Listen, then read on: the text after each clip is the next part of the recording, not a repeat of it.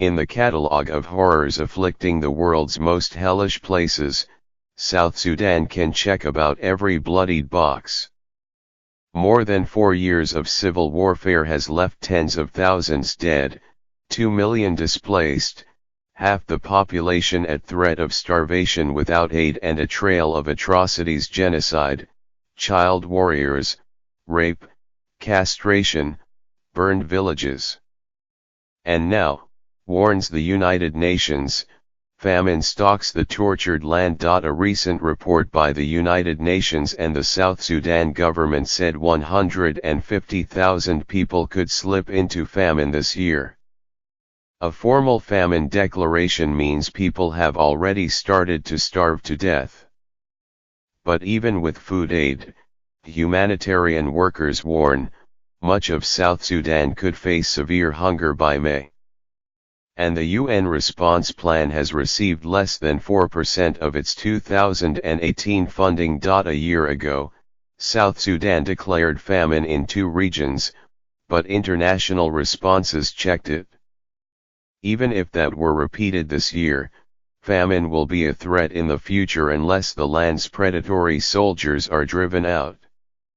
This is caused by the struggle for power and loot, not by nature. With so many conflicts around the globe, it is not surprising that those like South Sudan's attract attention only when they rise to horrific levels.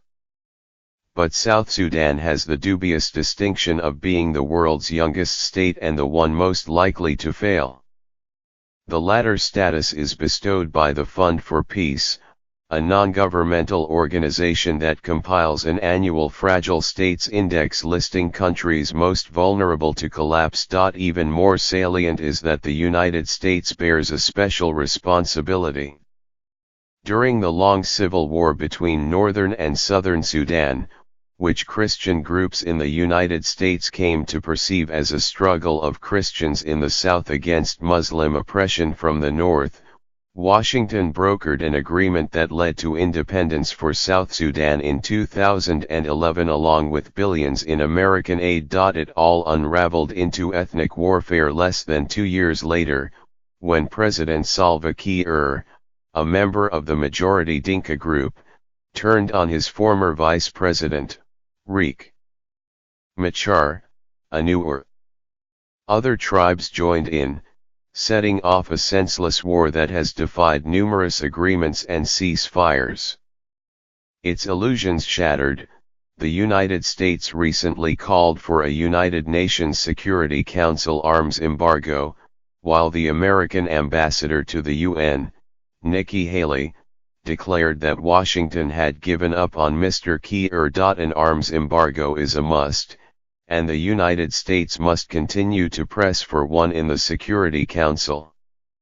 Washington should also continue to lead the way in providing emergency assistance.